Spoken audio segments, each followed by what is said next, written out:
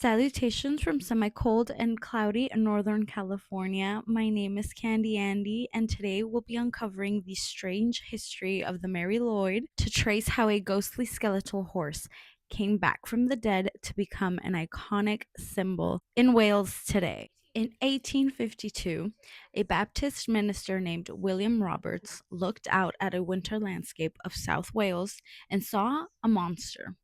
He called it an unearthly nuisance and a mixture of old pagan and popish ceremonies.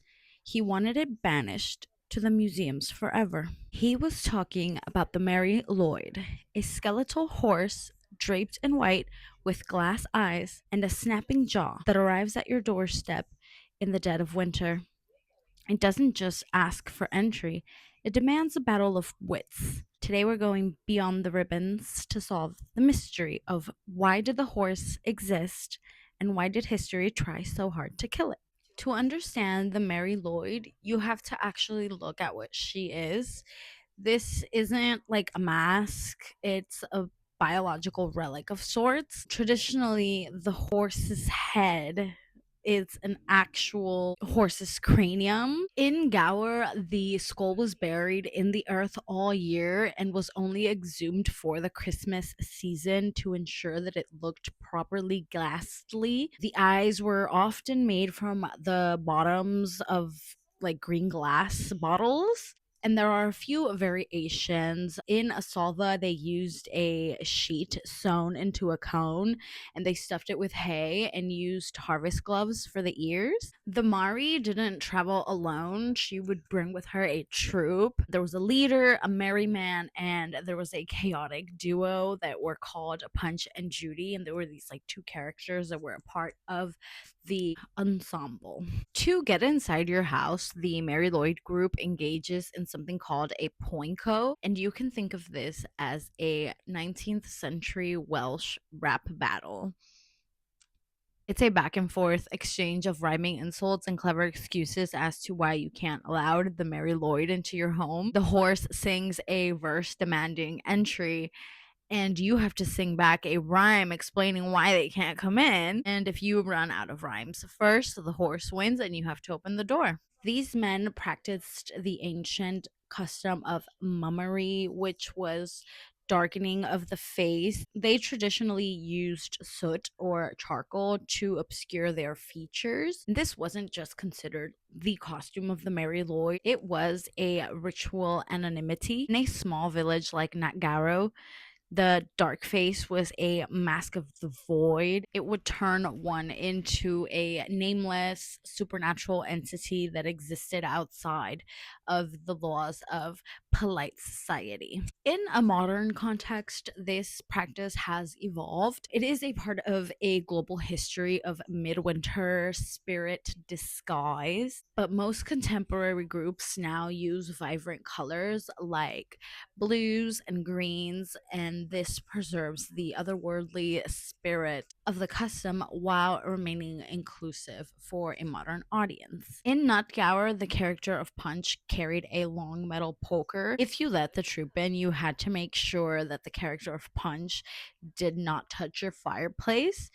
If you didn't, then the local custom allowed him to use his poker to rake out your fire, leaving your house cold. So, what does the name Mary Lloyd actually mean? This is a linguistic puzzle of sorts that historians still fight over. One theory is the gray mare. This is the literal view of it. In Welsh, Lloyd means gray, and Mary is most likely a loan word for the English mare.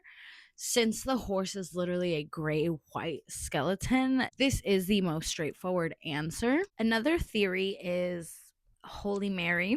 Folklorists like Iorwerth Pete argued that it meant Blessed Mary. They believed the custom was a hidden Catholic pageant that survived the Reformation, where the horse represented the donkey that carried Mary to Bethlehem. Pete pointed to the 13th century Black Book of Carmarthen as proof that Mary was a sacred Welsh name long before English influence. The final theory that I'll be talking about is the Grey Death. Some suggest it's a corruption of Mar Lwyd, the Grey Death. This would make the horse a literal personification of the dying year. Now, why did the Mary Lwyd thrive in the industrial valleys of South Wales? If you plot every sighting on a map, it doesn't quite follow a language or a region. It follows 14th century mineral production. This was a miner's tradition. Coal and iron workers in the 1800s were highly mobile. As they moved through Glamorgan for work, they took the horse with them. Because of the mining communities being gritty and tight knit, the rebellious nature of the Mary Lwyd and the defiance of authority perfectly mirrored their culture. However, the Mary Lwyd soon made her enemy of the Welsh Methodist revival. As chapel culture rose in the 1800s, preachers branded the horse as sinful, drunken, and uncivilized, and they almost succeeded in killing her. By 1900, the Mary Lwyd was seen as an embarrass relic of a darker past, but the Mary Lwyd refused to die. In the 1980s, as the coal mines closed, the people turned back to the horse to reaffirm their identity. Today, she is considered a global icon. And a funny little tidbit, one of the most surprising proofs of her survival happened in 2024 on RuPaul's Drag Race UK. A contestant named Marmalade, hailing from Pontyclun, walked the runway in a high fashion interpretation of the Mary Lwyd. The massive skeletal headpiece and flowing white fabrics was a landmark moment. Drag in itself is about transformation and subversion, which is the same spirit as the original Mary Lwyd. By bringing a 200-year-old monster onto a global TV stage, Marmalade proved that the Mary Lwyd is not uncivilized by any means. She is a permanent pillar of modern Welsh pride and a fashion statement. The Mary Lwyd exists on the frontier between the living and the dead.